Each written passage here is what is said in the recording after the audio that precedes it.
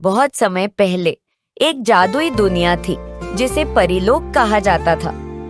परीलोक आकाश के पार इंद्रधनुष के 7 रंगों के पीछे स्थित था। वहाँ केवल परियां रहती थीं, जो बेहद सुंदर, चमकीले पंखों वाली और जादुई शक्तियों से भरी हुई थीं। यह परियां धरती के बारे में कहानियां सुनती थीं और वहाँ की हरियाली, नदियों और पहाड़ों की सुंदरता से बहुत आकर्षित होती थी। एक दिन परियों की रानी सुमित्रा ने अपनी प्रजा से कहा, हमने धरती के बारे में बहुत सुना है, लेकिन कभी उसे देखा नहीं। क्यों ना हम धरती पर घूमने जाएं और वहाँ के लोगों से मिलें? रानी की बात सुनकर सभी परियां उत्साहित हो गईं। 7 सबसे बहादुर और सुंदर परियां चुनी गई और उनके नाम थे रूहानी, चमकी, अनोखी, गीतांजलि, रश्मि, मेघा और सुमेरा। हर परी का एक रंग था और वे इंद्रधनुष के 7 रंगों का प्रतिनिधित्व करती थीं। रानी ने परियों को समझाया कि धरती पर जादू का अधिक इस्तेमाल नहीं करना चाहिए, क्योंकि इससे इंसानों में डर पैदा हो सकता है। परियां धरती के नियमों का पालन करेंगी और साधारण लोगों की तरह व्यवहार करेंगी। 7 परियां अपने चमकीले पंख समेटकर साधारण लड़कियों की तरह दिखने लगी।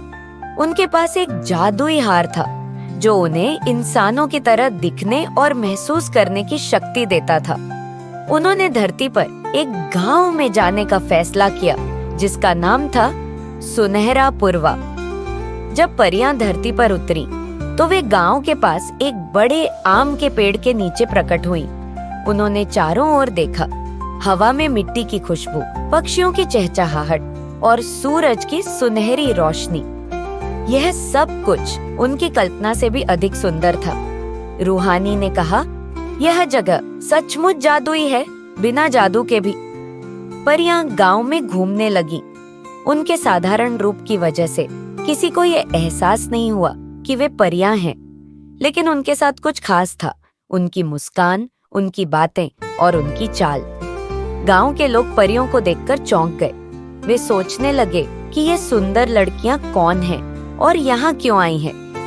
गांव के मुखिया रामलाल ने उनसे पूछा, बेटियों, तुम कौन हो और कहाँ से आई हो?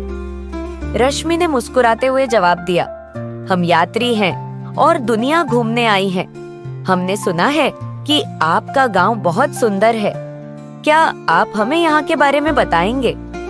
गांव वालों ने उन्हें मेहमान के रूप में स्वीकार किया और उनके स्वागत में खाना पानी का इंतजाम किया। परियां गांव के बच्चों के साथ खेली, महिलाओं के साथ बातचीत की और खेतों में काम कर रहे किसानों को देखा। कुछ ही समय में को एहसास हुआ कि गांव में एक बड़ी समस्या थी। गांव के पास की नदी सूखने लगी थी, जिससे किसानों की फसलें बर्बाद हो रही थी। गांव वाले चिंतित थे कि अगर ऐसा ही रहा तो वे भूखों मर जाएंगे। गीतांजलि ने कहा, हम यहाँ सिर्फ घूमने नहीं आए हैं। अगर हम इनकी मदद कर सकते हैं तो हमें जरूर करनी चाहिए। लेकिन परियां जादू का इस्तेमाल करने से डर रही थीं, क्योंकि रानी ने उन्हें ऐसा करने से मना किया था। उन्होंने सोचा कि वे गांव वालों की मदद इंसानों की तरह करेंगी। परियां गांव वालों के साथ काम करने लगी। वे पानी इकट्ठा करने में मदद करती, खेतों में फसल उगाने के लिए नए तरीके सुझाती और बच्चों को पढ़ाई में मदद करती। उनकी ऊर्जा और सकारात्मकता ने गांव वालों को आशा से भर दिया। लेकिन समस्या इतनी बड़ी थी कि बिना जादू के इसे हल करना संभव नहीं लग रहा था। एक रात जब सभी परियां आम के पेड़ के नीचे बैठी थीं, चमकी ने कहा, हमारे पास जादू है। अगर हम इसे अच्छे के लिए इस्तेमाल करें तो इसमें क्या बुरा है? सुमेरा ने हामी भरी और कहा, लेकिन हमें इसे बहुत सावधानी से करना होगा ताकि कोई हमारी सच्चाई न जान सके। उन्होंने तय किया कि वे नदी को पुनर्जीवित करने के लिए अपनी शक्तियों का इस्तेमाल करेंगी। उन्होंने मिलकर जादुई मंत्र पढ़ा और इंद्रधनुषी रोशनी को नदी की तरफ भेजा। अगली सुबह गांव वालों ने देखा कि नदी में फिर से पानी बहने लगा था। गांव वाले इसे चमत्कार समझकर खुश हो गए। गांव के एक लड़के गोपाल ने रात में परियों को जादू करते हुए देख लिया था। वह यह बात अपने दादा दादी को बताने गया। दादा ने कहा, अगर ये सच में परियां हैं, तो हमें उनका आभार व्यक्त करना चाहिए। वे हमारे भले के लिए यहाँ आई हैं। गोपाल ने परियों से उनकी सच्चाई पूछी तो वे घबरा गईं। लेकिन गोपाल ने वादा किया कि वह किसी को नहीं बताएगा। उसने कहा, आप सबने हमारी मदद की है, अब यह राज मैं अपने दिल में रखूंगा। जब परियां धरती पर आई थी तो उन्हें केवल 7 दिन रुकने की अनुमति थी। 7वां दिन आ चुका था और उन्हें परीलोक वापस जाना था। गांव वालों से विदा लेते समय परियों ने कहा, हम यहाँ कभी मेहमान बनकर आए थे, लेकिन आप सभी ने हमें परिवार की तरह अपनाया। अगर कभी हमारी जरूरत हो तो इंद्रधनुष की ओर देखना, हम आपकी मदद के लिए हमेशा तैयार रहेंगे। गांवों वाले उन्हें नम आंखों से विदा करने आए। विदा से पहले परियों ने गांव के लिए एक आखिरी तोहफा दिया।